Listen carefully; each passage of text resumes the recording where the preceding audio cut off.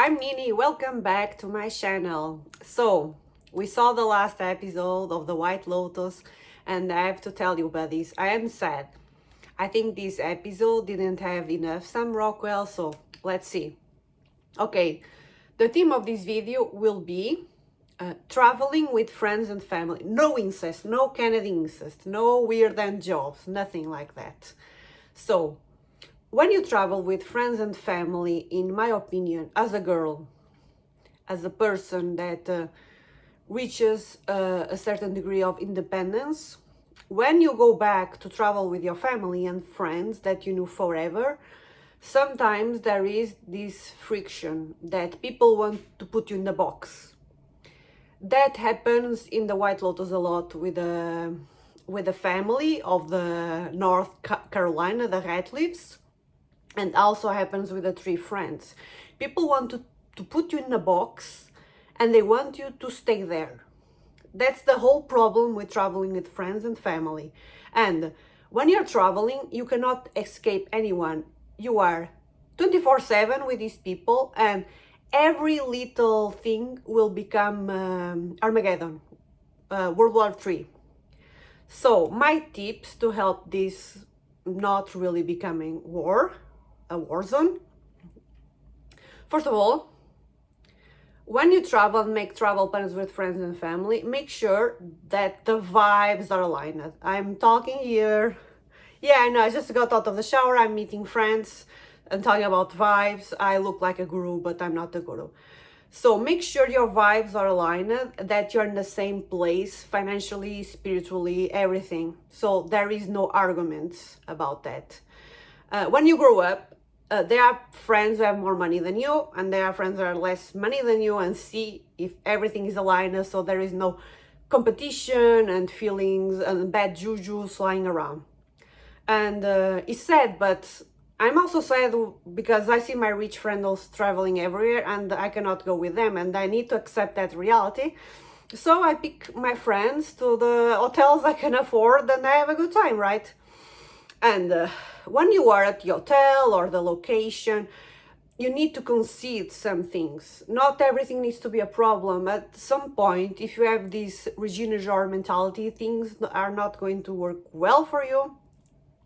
And if you want to have a night for yourself, you don't want to go out, don't be passive aggressive about it. Try to negotiate in a positive light. For example, if your friends want to go to a club, say, hey, I'm really tired. I really want this night to read, to take a photo shoot at the hotel, and to write, doing something, making some work calls. I really need to get these things clear in my head. So do anything, bullshit or not, but tell them in a positive way, because especially when we travel with girls, everyone will think that you're plotting against them or you're tired of them. So make sure that the problem is not them, it's you. You need a night for yourself, and be clear about that, and then offer something nice to your friends the next day. Let's go to a nice restaurant, I'll pay.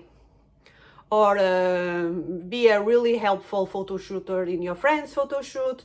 Everything, just try to be nice and helpful, and try to communicate things clearly and not with the resentment. And I think the best way to travel is it's alone, in my opinion, still, because when you travel alone, you do things by yourself. You can go on Meetup and see groups and activities that you can do.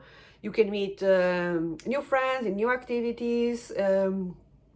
I made amazing friends like this. And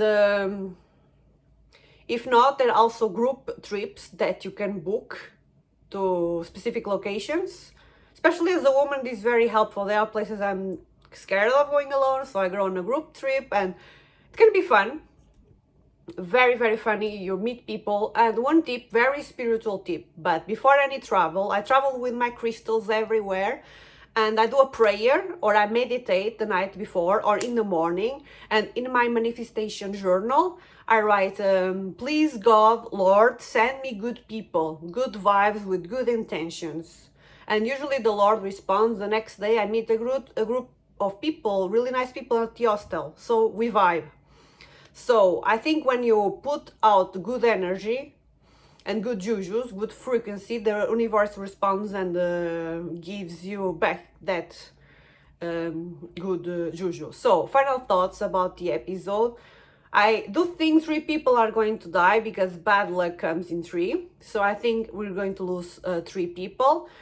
I think Lachlan might join the monastery with his sister. I think he looks closer to Buddhism than actually his sister, because he's like very non-detached when he's not doing drugs and kind of sexual harass his older brother. He looks very detached from everything, like just waiting for things to come, like he has an inner knowing that things are going to get fucked soon or something like that, because he looks very zen. Like I think he accepts what is happening, his mom in some way too. And about the girls, I kind of feel for Lori, because I was in her position a lot, because when I was more in my masculine energy a few years ago, I still am in a way, that I used to be really jealous of my more famous, more feminine friends who were like the hot girl, the hot chick. And I couldn't understand that sometimes behaving like a bro like she does, it's the worst thing that you can do. Because these guys, they go for a certain type of female, and when you become that kind of dude bro, pick me girl that you think these guys want and kind of backfires on you, it reminds me when I was younger, when I tried so hard to prove a point, and real seduction is a more silent game. I had to read books on that because that was not clear to me, because I have a very masculine energy, and sometimes backfires being constantly in this dude bro energy. And I'm not saying Jacqueline did the right thing stealing her man that actually wasn't her man. I'm saying that at some point you need to understand some girls are 10, sometimes you are a 6, like, and you kind of need to accept that and roll with the punches and find a guy that is also a nice 6 and it's funny and not toxic maybe. So I will see what happens next. Like, all of you guys, I hope you enjoyed this little video. Don't forget to like, comment, subscribe, and I hope you enjoy the stay at this White Lotus, improvised White Lotus. So namaste and see you. Ciao.